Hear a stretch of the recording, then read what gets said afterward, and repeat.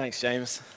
We don't have our own farm, but some breweries do, and it is something to aspire to. A couple in America, they've got their own malts, their own hops, all grown on site, and they make their own beer that way, and it is inspiring and amazing.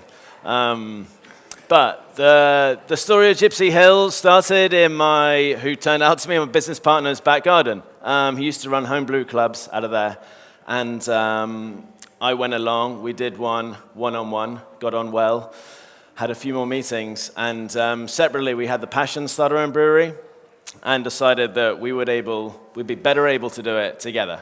So between the two of us and a third guy who joined us, Simon, who was our head brewer, the three of us started Gypsy Hill, and it was the three of us really for the next 18 months. It's the growth in craft beer is amazing. The changes that happen in a brewery over time are amazing. When we first started in that garden, you're making 50 liters like this and sprinkling hops in like this. You feel like a witch, and it's fantastic. And you pour it off the bottom, and it's cloudy as anything and questionable consistency, but you obviously fall in love with it, and then your neighbor falls in love with it, and then you tweak yourselves a bit, processes improve a little bit, and you're happier, and you're in a great place. Then you scale up, and you're doing 2,000 liter batches, which is the first size of beer that we were making. All sorts of complexities introduce themselves. You've got to reinvent how you make beer, how you think about your recipes all over again. You're still pretty basic, however, right? You're still just three guys, a whole bunch of malt sacks, and then some big tanks where you're putting some hot liquid in with some malt, boiling it up at the end, and then throwing in some hops. And at the end, you're putting it into a barrel.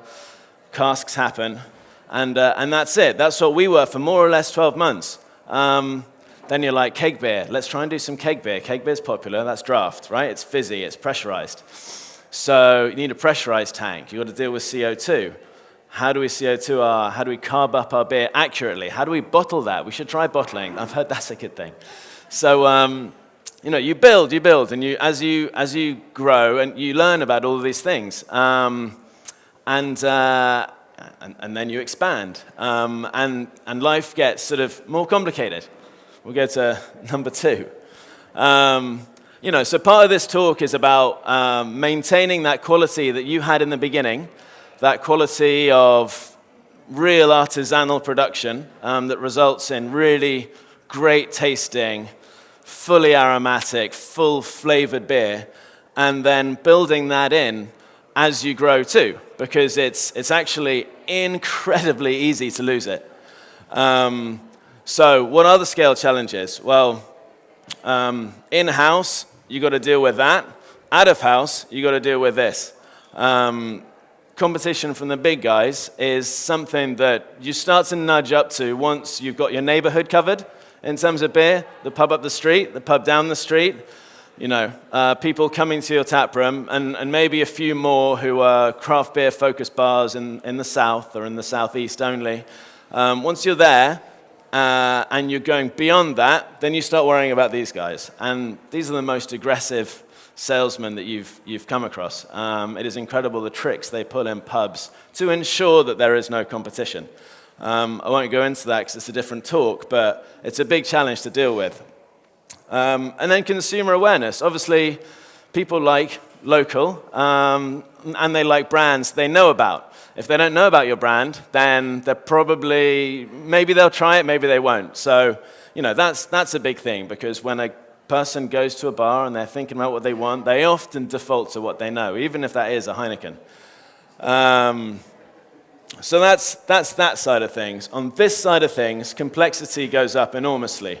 Finance access to really good equipment, because as you grow, if you don't invest in even better equipment than you've already got, the quality of your beer will go down. And you learn that the hard way, usually as a craft brewer, which can break you. In 2016, our floor went rotten. That might be funny. Floors don't usually rot, do they? But day in, day out, if you're using them to clean and to make beer and all sorts of things, you've got steam, you've got chemicals, you've got raw ingredients being thrown around, it can happen. And it's because we chose a flooring company that the quote of which was $3,000 cheaper than another company. 18 months down the road, that decision cost us £100,000 in lost revenue. Unbelievable. You take that on the chin, if you can. You go under, or you take it on the chin. And we did. We put in a fantastic floor, and it's like that changed our whole focus on how we think about investing in equipment, how we have to think about financing ourselves, and how we're going to grow and increase quality as we grow.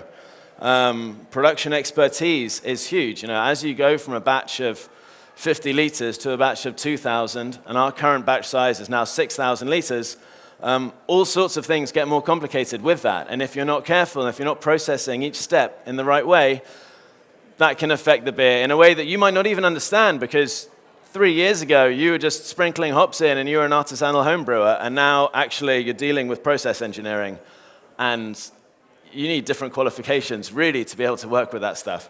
So those are some big challenges. I just thought, I put some stats out here. These stats are from my head. So the source is just this. So take that as, you know, just bear that in mind. This is my best guess. It's definitely not more than that. It's really likely that it's less than that. And I'm pointing just at these two mainly. These two stats are the cost of raw ingredients and like the can, the lid, whatever else, of a macro lager, let's say a can of Heineken, and then the cost of the same for a very small brewer. There's some funny things here. Difference, not actually that much. You probably think it's more. You know, remember these guys, us like 18 months ago, who are really just throwing some hops around and doing their best to get good yields out of their tanks and make good beer. Whereas these guys are the most advanced process engineered companies in the world in terms of fabricating drinks. So like, why is it so close? Well, we've got a progressive duty scheme that means we pay half the alcohol tax that the big guys pay. Fantastic. Life-saving, because otherwise we wouldn't be able to compete with them. That cost would be more like 70p or more. I should probably have that stat in there too. I adjusted the macro lager guys to as if they paid our duty, and so you can compare that with that. That is like for like, 21p to 49p. So, you know, it's 2.5 times. It's a lot, and this is why craft beer is more expensive. But what's really interesting, and this is where the scale bit comes in, once you get bigger, you're paying more duty, and that goes up. Now, I've adjusted it down by 5% because yields and different things that I don't have experience of yet, because I'm not yet a 15,000 hectoliter brewery. That means 1.5 million liters a year. We're not yet that big, so I don't know how many yield gains and things I'll get, but I've just put 5% in. And then once you're at 60,000 hectoliters, so 6 million, that's how much it'll cost per can. And again, I've adjusted it down for more yield gains and things that I don't have experience, but I'm really excited about getting, if we ever get that big. So the interesting thing here is, like, it goes up and up until the end where it starts getting better. You know, we'll be there maybe by the end of this year, probably by the end of next, at the 5, 6 a can. And so now you're comparing these two things, not those two things. And suddenly life gets more difficult.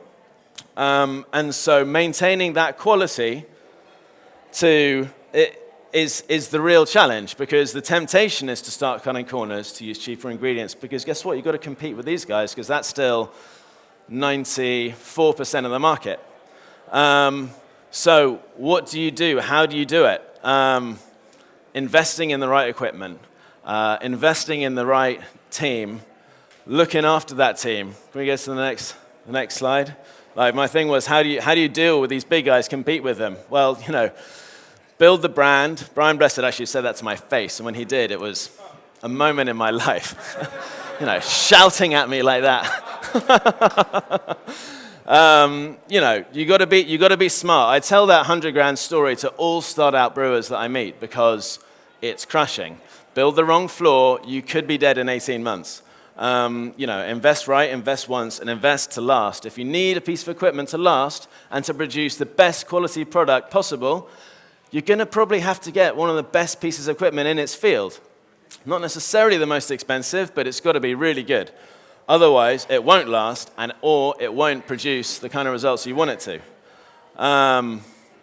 Culture in is brand out. That means look after and protect your people, look after and protect your product, and your brand will build itself. We've never been too aggressive about building our brand, too aggressive about shouting about ourselves. We've just tried to be really good quality all the time. Since that floor incident, it's just been, this is first and foremost the most important thing that is out there, and the rest of it will fall in. And with time, you get more traction with that, so that's good. Build defensible product differentiation, and it's the bedrock of your whole company.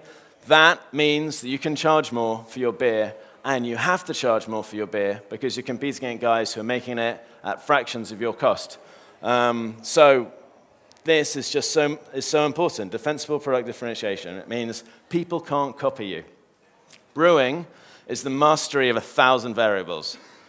Every single thing you change has knock-on effects in ways you might not imagine.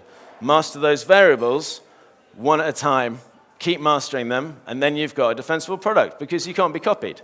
I'll tell anyone all of our recipes. They're all on our website. Brewdog famously published all of their recipes. Great, good for them. No one's going to be able to copy them and produce punk. Of course not, because they've got such a set of processes they follow and a set of investments that they've made to be able to process the beer the way they do.